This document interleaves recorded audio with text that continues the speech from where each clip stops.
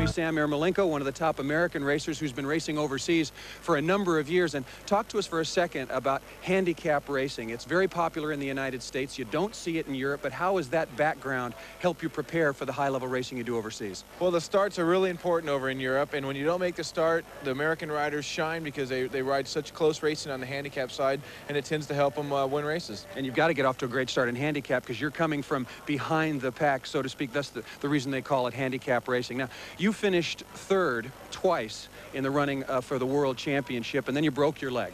Talk to us about that injury and how it's affecting your riding right now. Well, it happened in '89 in July, and I've had to take a full year off. I started back in 1990 in June, and I've come back slow, and this year was a fresh start for me, and it just fired off great. All right. You're glad to be back over here racing in the United States? You've been away for a while. It's so good to be back in front of my home crowd, and I don't get much time to do it with my busy schedule, but I'm really happy to be here. All right. Glad to have you with us. Back up to you, Larry. Thank you, Paul Sunderland. As the crowd continues to file in here tonight at Costa Mesa Speedway, they come from all over the beach area in Southern California, and it's a happening every Friday night.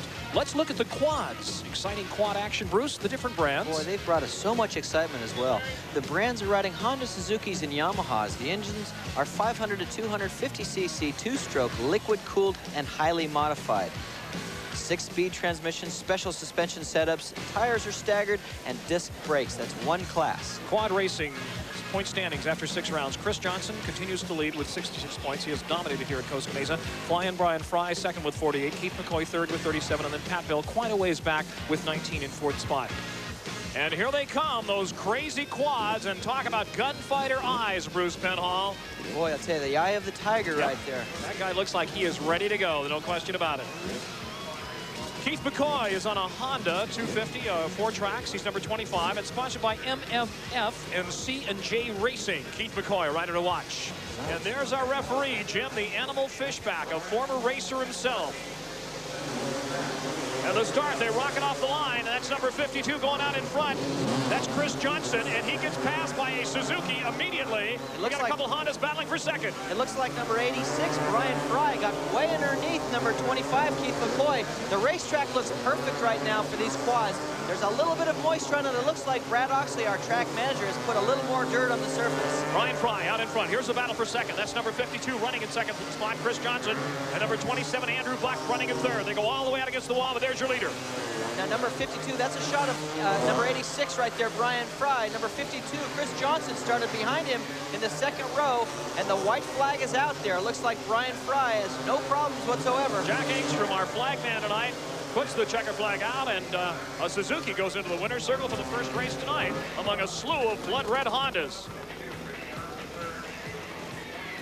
Take a look back at the cornering action. Look at him launch out of that second turn, Bruce, in the final lap. Look at the dirt spraying off the rear tires right now. Now, that's going to go away as the night progresses. There's a shot of Brian Fry. Look at that left rear tire come off the ground, and then the left front tire comes off. These guys are really hooking up right now. See the roost coming off.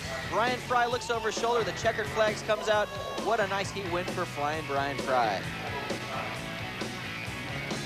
Looking like something out of Megaforce. These are those crazy sidecars. Sidecar heat number 1. Chris Agajanian, Speedway American, and it looks like this. Well, they're custom made for racing, hand-built, 1,000cc engines, Moto Guzzi, Ducati, Harley-Davidson twins, Kawasaki, Suzuki inline 4s. One upshift, no brakes, the third wheel is banked, and they race in the opposite direction of the Speedway bikes. Sidecar standings, Bruce, after 6. Steele and King are leading with 37 points. Randy McIntyre and Robert Fox with 35, and 17 points apiece for Fox, Bilger, Beanander, and Pollard. Riders to look for, and that's the team of Steele and King. Dean Steele and Dwayne King. Number 99, they're sponsored by Steinlager and Cycle World. They're on a Ducati, a tremendous amount of torque, but not a lot of high-end revving. Dean Steele and Dwayne King, sidecar number 99. Got a chance to talk earlier to Kenny McIntyre, and you know, you wonder if sidecar racing is that much different from other types of racing. Well, Bruce, this is what he had to say. There's teamwork involved, and without one person, you don't have the other. It's really great. It's really great. Sidecars, exciting action. They are a crowd pleaser, no question about that. Not many of them in this country, Bruce. It's just a handful of them. No, you know, I've seen these over in Australia and New Zealand on much larger tracks, and they're very, very exciting on the larger tracks. But I would have to say that I like the excitement more on these smaller tracks just because there's a little more bumping and shoving going on.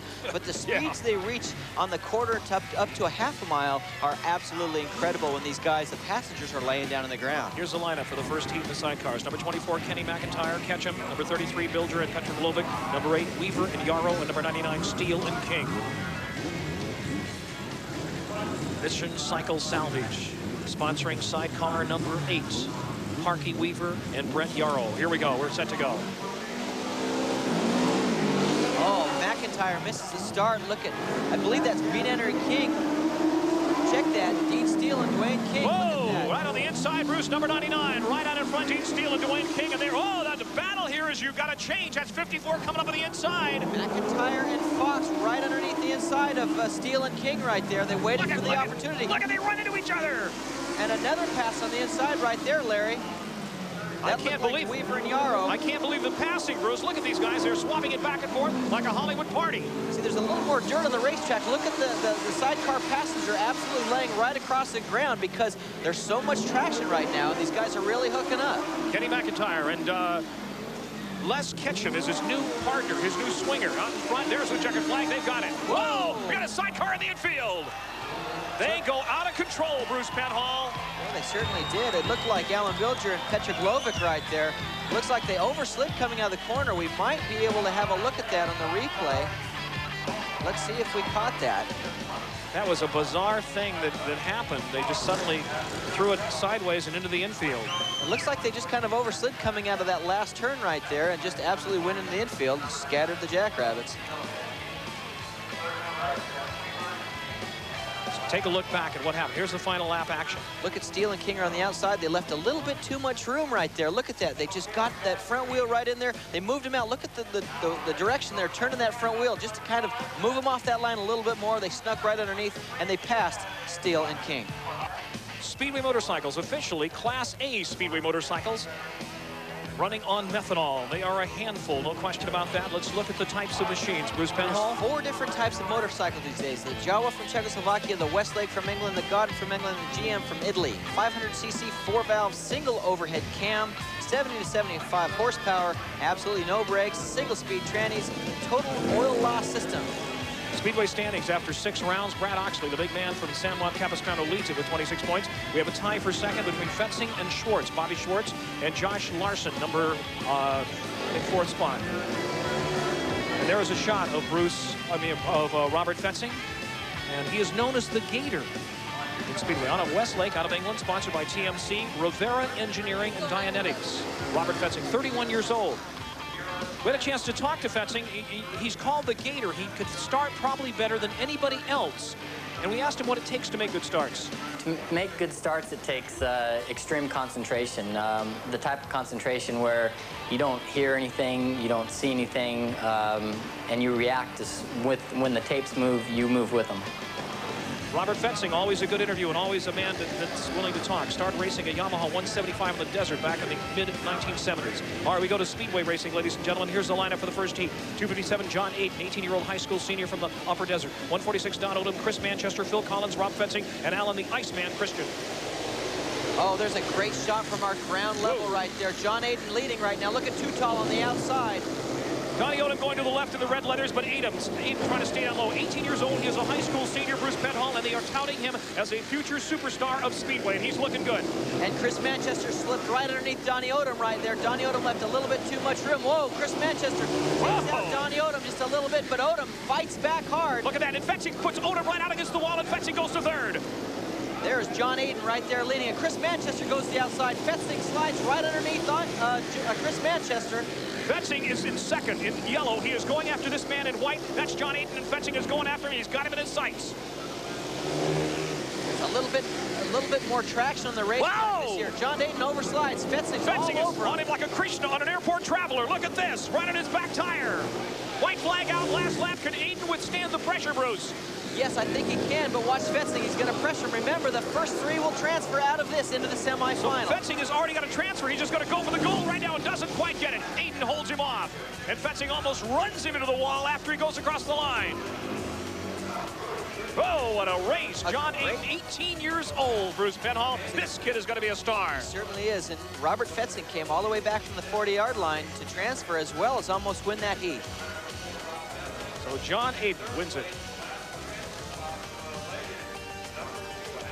Let's look at Aiden now and see how smooth he is riding, Bruce Penhall, as he comes around that turn. You know, the track is buried a little bit right there. We just caught at the tail end right there. John Aiden overslid a little bit because there's a little more dirt on the racetrack, which will make things a little bit inconsistent early on. We'll be back with more exciting action, ladies and gentlemen. You ain't seen nothing yet from Costa Mesa Speedway. Don't go away.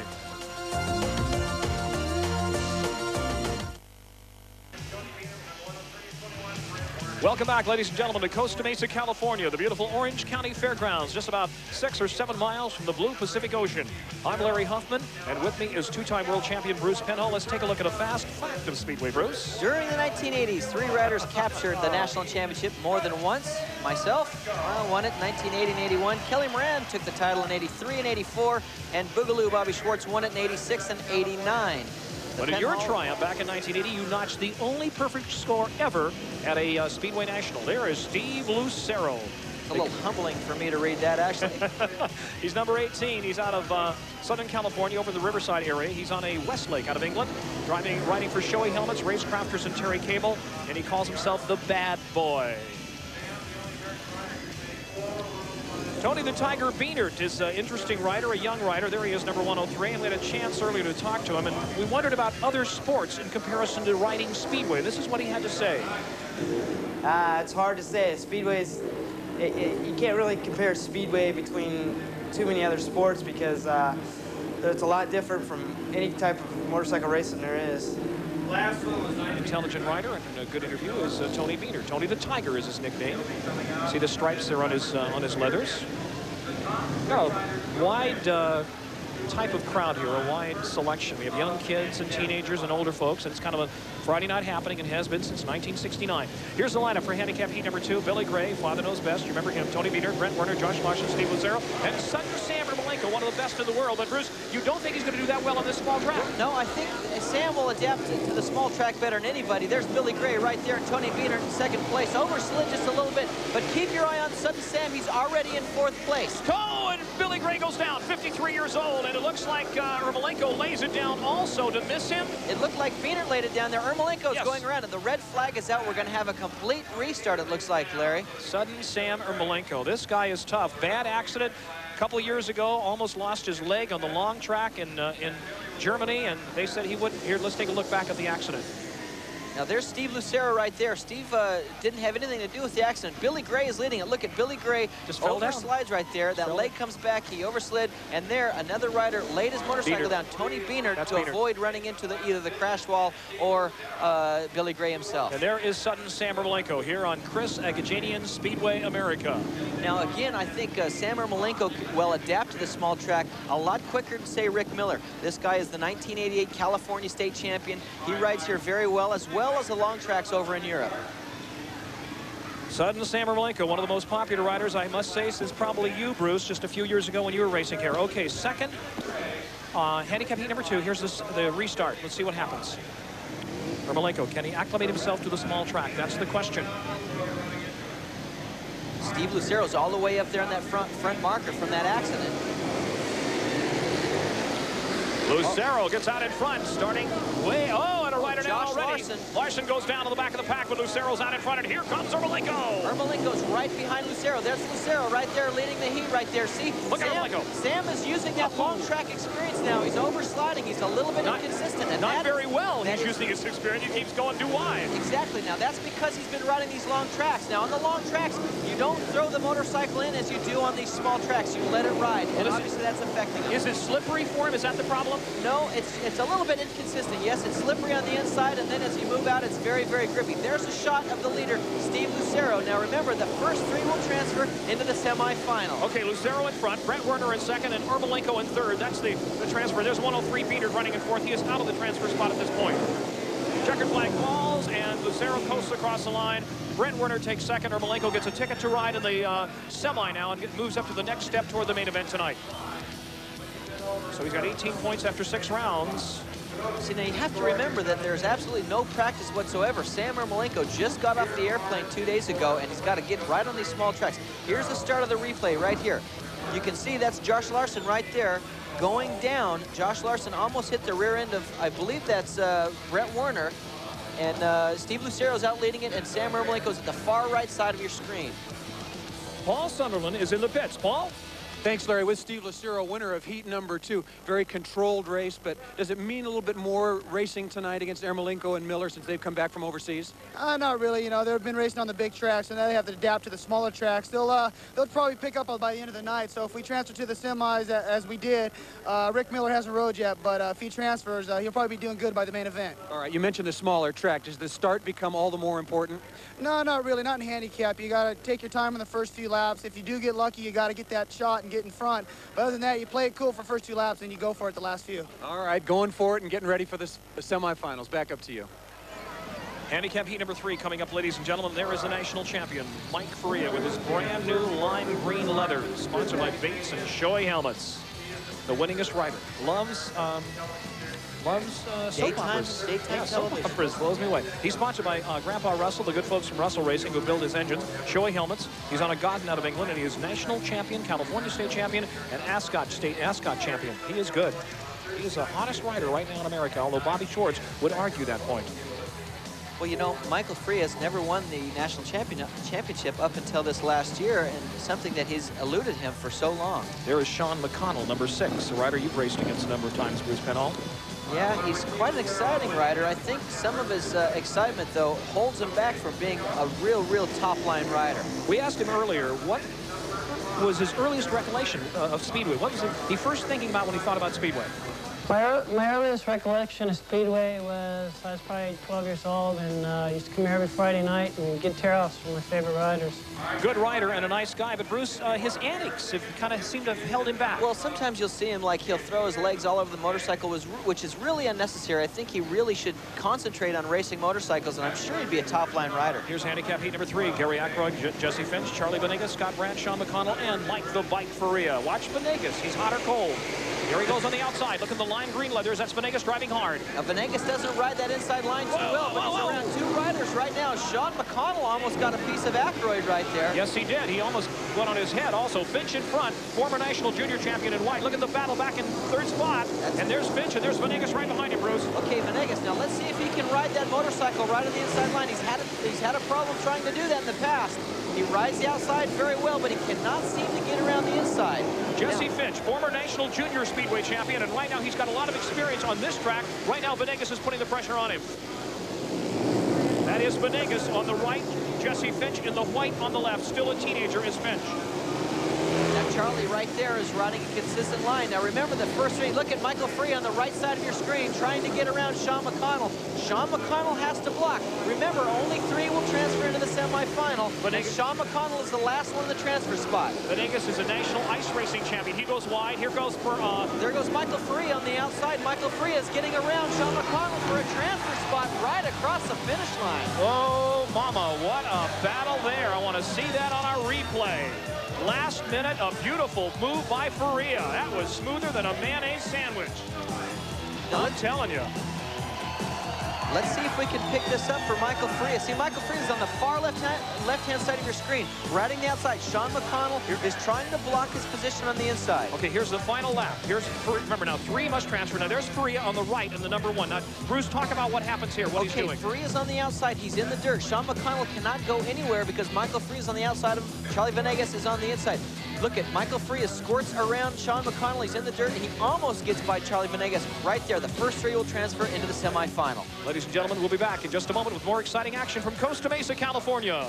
Unbelievable. Boy, I'll tell you what, these things, they are so powerful, and there are quite a few accidents always seem to happen on these Speedway bikes. They sure do. We're at the Orange County Fairgrounds, ladies and gentlemen, Costa Mesa, California. I'm Larry Humpel with Bruce Penhall, and we are ready to go racing. There's a shot of Boogaloo Bobby Schwartz, sponsored by Red Devil as well as Freedom Fireworks. And look at Bobby, 24 points, currently tied for second place after 6 rounds. Boogaloo Bobby Schwartz, Got that nickname riding a Westlake. Got that nickname from his father, Cadillac Jack Schwartz. And on every set of leathers he's ever had, he's always had his late father's name, Cadillac Jack, somewhere on the leathers. All right, here we go, ladies and gentlemen. Racing at Costa Mesa Speedway. Brian Lockwood, our director tonight. There's Brad Oxley, the points leader in the standings now. He's 6'1", 6'1.5" out of San Juan Capistrano, California. Here's the lineup. Heat number 4, Steve Furman, Mark Hanna, Louis Kossuth, Rick Miller, Brad Oxley, and Bobby Boogaloo Schwartz. Bruce? Well, let's have a look at Rick Miller now. Remember, he doesn't adapt to these small tracks too well. He's just gotten off the airplane. Look at him. He's on the far right hand of your screen. Goes in his already third. in the 3rd place. Good God, he's suddenly adapted to this track. He goes to the outside, and he's going after Furman. I can't believe Miller. Look at him, Bruce. Rick Number Miller. 19. Rick Miller squeezes by Furman as well. Now, the smartest thing for him to do is get to the inside and protect his place in 1st place. Furman, again, trying to get around Rick Miller. Rick Miller had, whoa, Furman overslides, and Brad Oxley almost got a piece of him. Furman riding like Charlie Manson. I don't believe him, but it's Rick Miller in front and Oxley second, and we got a heck of a race going here. Hanna, Mark the Hammer Hanna in 3rd, and there is Bobby Schwartz working on Hanna, and Furman is working on Schwartz. And Bobby Schwartz decides to go the outside. He says it's not happening on the inside. Bobby Schwartz gets around Hanna right there. Beautiful pass. Slams back to the inside, looks over his shoulder. Boogaloo Bobby Schwartz is in a transfer spot with the white flag coming out, Larry. One lap to go. It's Rick Miller, number 19 in front. That's Oxley right on his back tire, breathing down his neck. But Miller is riding extremely aggressively, just getting in from England and looking awfully good here tonight. He's going to win it, Bruce. Oxley goes by him after the checkered flag went down, so Rick Miller wins handicap heat number 4. Good-looking kid. His father, Dick Miller, former editor of Dirt Bike Motocross Action, and his mother, Barbara Miller, here tonight watching the action. Been racing for 9 years in Europe. Doesn't seem possible. Let's have a look at this 1st lap. Hopefully we got the 1st lap here now. Rick Miller does the smartest thing. He's on the far left hand of our screen. He gets around 2 guys right in the beginning, goes directly to the outside, right where the dirt is. See these guys all bunched up on the inside? Mark Hanna makes a little bobble there, and Rick Miller squirts by right there, Mark Hanna, and he squares up Brad Oxley right there. He's got his wheels in line, he's in the dirt, and he gets by Brad Oxley and waits for that little mistake from Mark Furman. Check that, excuse me, Steve Furman. Here's another angle. That's Mark Hanna right there. Boogaloo Bobby Schwartz gets around Hanna. See, Bobby Schwartz is in the dirt right now. He's getting all the traction. And right here, he'll get the wheels in line. Bobby straightens up and gets by Mark Hanna going down that front straightaway. Bobby Schwartz as well transfers into the semifinal. Well, we go now, ladies and gentlemen, in just a moment, looking at the crowd here tonight. Chris Agajanian's Speedway America. These are the sidecars. Chris Agajanian brought these guys over. They came over on vacation a few years ago from New Zealand, and Chris Agajanian hired them, and they raced at Ascot. This is sidecar heat number 2, and that's number 69 coming up right there. Don Partain and Tim Chaplin. Here's the lineup for heat number 2. Miller later, Partain, Chaplin, McIntyre and Fox, and Dempster and Lewis, and we are underway. Oh, McIntyre and Fox right there get a great shot, but there's Dempster and Lewis. Now, Dempster and Lewis will try to weigh him up right there. They sneak underneath them, but can McIntyre and Fox get by him? Yes, they do. They keep the lead. Randy McIntyre and Brett Fox doing a beautiful job down the back straightaway, throwing it sideways about 60 miles an hour, and hold on, mama. These sidecars like the racetrack when there's a little more dirt on it. They can throw it in, and the dirt will hold them. When the track is slick, they really seem to push, and these guys like the racetrack tonight. Crowd loves the sidecars, and Dempster and Lewis in second spot are out of New Zealand. New Zealand sidecar pairing right there, and they were very, very dominant over the last couple of years. McIntyre and Fox are doing a lot better these days. In fact, McIntyre and Fox take the win. No problem about that. Number 4, Randy McIntyre, Robert, and Brett Fox. It's time for those California girls. It's the Speedway America Bikini Contest.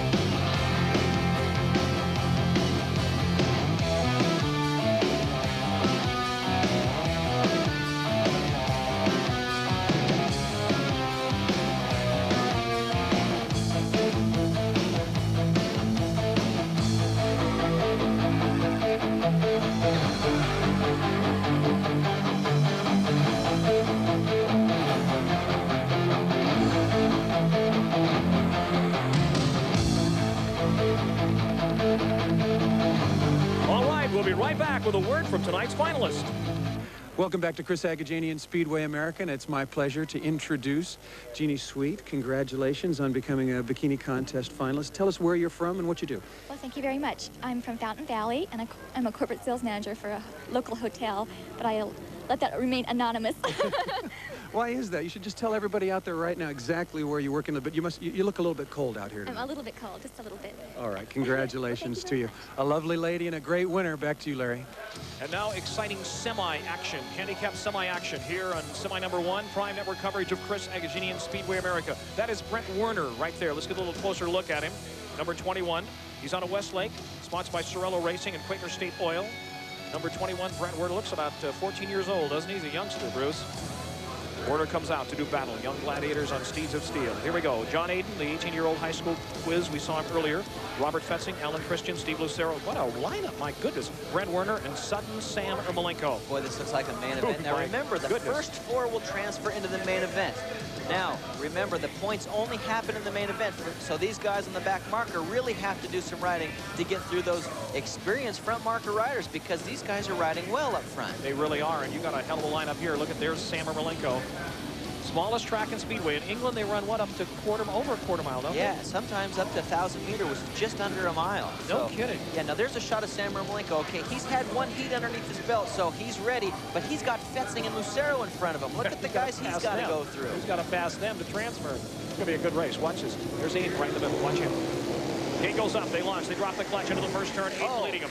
Fetzing and Lucero had a little tangle right there from the start, and Ermolenko almost gets a rear wheel of Steve Lucero. Fetzing goes to third. The yellow leathers. Watch him. He's going out to the outside. Aiden in front. 21 Werner in second. Fetzing trying to go to the outside. Bruce. Fetzing goes right to the outside. The smartest move of the night for him. Look at him already just about by John Aiden. Remember, the first 4 will transfer into the main event. Katie bar the door. It's Fetzing running in front. Aiden running in second. Werner third. And here is Lucero knocking on the door in fourth. Robert Fetzing a big lead. Now Sam Ermolenko is right there on the left part of your screen. Sam Ermolenko is going around the outside, and oh, that looks like number 21. Werner pushes him up against the wall, Bruce, but Ermolenko comes back. And there's Lucero as well, right underneath Sam Ermolenko and John Aiden. So Aiden in the white is running in second. That is Ermolenko on the right, going to the outside. The crowd's starting to come alive. He's got second. White flag, 1 lap to go. Oh, and Steve Lucero is pounding on the door. Remember, Lucero wants the transfer spot. Here comes Alan Christian around John Aiden. Christian on the left, Lucero on the right. They got a sandwich, and Aiden goes down. Oh, boy, they really pressured him in that last corner right there. They did, and he got a lot of experience there. The crowd loved Ermolenko coming around the outside. And there is a tough break for him. It was a tough break for him, but he showed so much composure. It didn't happen until the very last corner there. He had some tough competition on each side of him. Robert Fetzing looking good. Let's take a look. Here's the final lap. That's Aiden right in the middle. Bruce, what happened? You got Lucero on the right. Lucero's on the inside of the racetrack. Look at Alan Christian on the outside. Aiden has got some tough company. Now, Lucero can't go to the outside, so he's got to do everything he can to move Aiden out of the way. Christian's got to get around him because it's the last transfer spot. Look at. Right there, Lucero kind of moves him over, but he did not hit him. He did not hit Aiden. Aiden just didn't have anywhere to go. Actually, a lot of heat was applied to John Aiden, and John Aiden just kind of laid his bike down. Here's the last lap. Finish, and there is Robert Fetzing. Taking his hand off the handlebar, waving. I'll be happy if I was him, too, getting a win from this crew. Let me tell you. Handicap semi number 2 coming up, ladies and gentlemen. Chris Agajanian's Speedway America. Larry Huffman and Bruce Henhall calling the action. And there is Venegas. Charlie Venegas. This kid is either hot or cold. Look at him. He looks like a tough little scrapper out of Brooklyn, doesn't he? He does, and he is such a nice guy, Larry. He is so professional. He loves it. He's also the United States Ice Champion this year. Here's the lineup. Handicap semi number 2. Bobby Boogaloo Schwartz, Brad Oxley, Rick Miller, Mike Carrillo, Charlie Venegas, and Jesse Finch. Another good lineup with Ray. This could be another good race, just like we saw a moment ago, Bruce. And we've got Phil Collins and Rick Miller. Look at this lineup. This is a great heat. Now, you're going to see guys going directly to the outside to try to get around those front markers. Keep your eye on that first corner, the first couple laps. Venegas putting the pressure on Finch. Finch gets drawn. He will go down, and a tough one, a bad one. And Rick Miller had no place to go whatsoever, nor did Bobby Schwartz. Boy, that was a nasty-looking crash. Finch is hurt, but I think Miller may be hurt more, Bruce, against the wall. If we can get a shot of Rick Miller. There he is. He's trying to get up. I think he took it right in the groin or the chest. That's a shot of Jesse Finch on the ground right now. Let's have a look at this. Let's see what happens here. Look at Venegas is on the right side of your screen. Jesse Finch is right next to him in the white leathers. Now Venegas comes in hard. Finch. Charlie, Charlie kind of stuffed it into Finch. Yes, Finch goes over the high side, and everybody kind of piles into Charlie. But what we missed was Rick Miller on the outside, almost hitting the crash wall. Take a look at it again. Again, Finch is in the white leathers. Okay, watch Venegas Charlie. in the orange, Charlie comes off the line now, right here, and he kind of stuffs it. You can see him. Right there, he hits Jesse Finch. Jesse Finch goes over the high side. Look at Rick Miller, has no place to go. He gets a piece of Jesse Finch and almost goes head-on in the crash wall. He was very lucky to get it down without going head-on into that crash wall. A great job from Rick Miller as well as the rest of the riders. Handicap semi number 2, ladies and gentlemen. This is the restart. Same lineup, except for Miller. I don't think Miller's going to start. No, he's not. Oh, Jesse Finch right there by himself. Now they've moved Charlie Venegas all the way back to the back for causing that restart. Brad Oxley's on the inside right there. Bobby Schwartz is on the outside left part of your screen. Mike Faria in the lime green leathers. Now remember, the top 4 go to the main event, and it's going to be these 4 right here. This is where Brad Oxley shines. Oh, Bobby Schwartz trying to get around all of them right there. Bobby Schwartz in the dirt. Jesse Finch in the white leathers leading. That's Brad Oxley on the inside, Schwartz on the outside, and Faria in the green leathers hovering in fourth. Now Oxley's going to try to pressure Finch into moving to the outside. Here comes Brad Oxley. Bobby Schwartz moves around Finch, and Finch cannot handle the pressure and goes down. Brad Oxley did not touch him. Really? He did not touch him? Did not touch him. Bobby Schwartz was totally unaffected, obviously because he was ahead of the group. Bobby Schwartz. This is where Brad Oxley shines. He adds so much pressure to riders in front of him, and they know that Brad Oxley will move him. Here comes Michael Faria trying to get around Brad Oxley. Well, the final lap, and it's Bobby Boogaloo Schwartz leading him, and here comes Jack Engstrom on the checkered flag. Schwartz takes it home. 2 riders right on his back wheel. Brad Oxley second and Faria third, and Venegas will transfer. He finishes 4th after starting with the penalty marker. Here's the lineup for the sidecar Speedway. And there is Brad Oxley. He is talking to his pit man, and he's set to go. Sponsored by Miller, Genuine Draft, and NJK. He's on a Westlake out of England, the son of Harry and Marilyn Oxley, the godfather and godmother of Speedway, respectively. Out of Southern California. And boy, we got a lineup in this race, Bruce, that'll knock the barn door down. And the Mike Faria fans coming out here. Speedway's top gun is number 1, Mike Faria. Russell Racing, Flying Mike. They love prime ticket. Oh, these kids are serious. And there's number 43. Bruce, we talked about him earlier, Charlie Venegas. They call him the Edge. He says, call me the Edge. Sometimes he goes over the edge.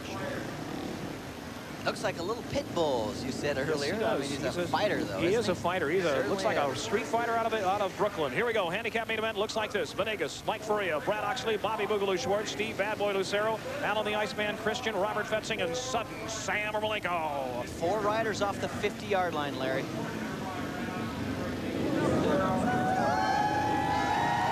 As well as 3 riders off the 40. Now, you got to keep your eye on Fetzing. Fetzing is on the 40-yard line. He is 10 yards in front of Faria, Christian, Sam Ermolenko, and Schwartz. It's going to be interesting since Venegas is the only rider on the 30. Everybody else is on the 40 or 50, and he's going to feel like a freight train's coming down his back. He sure is. Now, let's see if he can ride that steady line on the inside. Brad Oxley right there on the inside. Now, Brad Oxley will apply all the pressure. Here comes Fetzing on the outside of Charlie Venegas. Okay, Venegas in front. Fetzing going around to the outside. He rides the outside extremely well. Venegas trying to block both. Fetzing on the outside and Oxley on the inside. And Fetzing breaks around. Fetzing goes in front. Venegas in second, and now Oxley moves up behind Venegas. Fetzing does the best move of the night. He stays to the outside and he goes right back to the inside once he got by Charlie Venegas. Handicap main, this is where all of the points will accumulate over the night. Good point. This is where for a points race and also the big money race of the night. Chris Agajanian, Speedway America. Fetzing on your left, Venegas in the middle, and Oxley coming apart on the inside. Here comes Lucero trying to make the move on the outside, but cannot seem to get around Alan Christian. Christian, number 2, goes to 4th, and now Christian is starting to put the pressure on Oxley. And there goes Oxley underneath Charlie Venegas. Oh! Oh, what a save. Oh, Charlie Venegas into the fence. Hard. He almost saved it. Yes, he almost did, but he hit that wall, and they are bringing out the red flag. Now, the referee will stop that because he thought that there was a chance that Charlie could have been injured, and it could have possibly hurt him even more if somebody ran into him. There's Charlie right there walking across the infield. take a look at the crash. What happens, Bruce? He's off the line. See, he's got that rear wheel in the dirt. Now, right now, he'll hook up. He'll hit some big dirt right now. He lifts. Look at a wheelie right there. Look at, he almost saves it. Whoa. He gets over the high side almost and then just bails off. Look at his because head. he knows. And boom, look at his right head in hit the wall. fence. Thank goodness for full coverage helmets, folks. Right there. One more time, different angle. Watch Brad Oxley doesn't touch him. Now look at, he's in the dirt. Right now, he lifts. He gets a lot of traction. He sees the fence coming and he just jumps off and tries to get away from the crash wall, which is the smartest thing to do. You can repair those motorcycles, but the body is hard to repair. All right, here we go. The main event, ladies and gentlemen. Oh, Alan Christian gets a start, and he goes right to the inside, but look at Fetzing, makes a very good start. And on the outside of our right-hand screen there is Charlie Ermolenko. Charlie's in the dirt. Now, Charlie does have enough time to get around these guys. Let's see if he can use that dirt to his advantage. Actually, that's Sam Ermolenko going to the outside. It is Fetzing running in front, Christian in second, and Sam Ermolenko on the outside in third. Fetzing is riding that groove right on the inside, and Alan Christian's waiting for that mistake. Fetzing's been around for quite some time. He will not make mistakes. He's tough to pass, Bruce. And we got the white flag out. That's Christian in the blue leathers, number 2 in second. Oxley in third, and Fetzing is heading for the checkered flag. Fetzing will take his hand off and wave. Yes, he is loving it. Boy, all the points accumulate to this main event. Robert Fetzing, he's happy. He takes home the bacon in the main event. Welcome back to Costa Mesa Speedway. I'm Larry Huffman with Bruce Penhall. Bruce, an exciting night of racing, some surprises. Boy, it certainly was. And Rob Fetzing coming off the 40-yard line. Yes. I wouldn't be surprised if they move him back 10 yards next time in the handicap part of the program, but he did a great job winning the handicap. He really did. Let's look at the point standings after these rounds. After 7 rounds, Fetzing and Oxley are tied with 32 points. Chris Johnson with 75 points, increasing that lead in quad racing. And Steele and King in the sidecar, 44 points. No surprises there. No, none whatsoever. Let's go down to Paul Sunderland on the track. Paul, take it away. Thanks, Larry. With Robert Fencing, congratulations tonight. You must have been very nervous. They restart the race. You're in the lead with 3 laps to go. What's going through your mind? I think nervous was a good word for that, Paul. I knew I had a little bit of momentum going, and I had a good hard line going before the restart. And on the restart, I knew the guys behind me were going to have a better run to the first turn than I was, no matter how good a start I made. But luckily, I got to the pole and was able to hold off Alan. What got you off to that good start in the first place in the lead?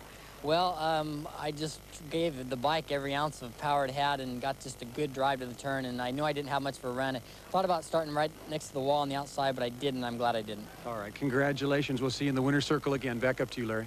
Thank you, Paul. Good job tonight. Bruce, good job with you. Nice to see you again, Larry. We'll be back next week, ladies and gentlemen. For Bruce and Paul, I'm Larry Huffman. Thanks for joining us.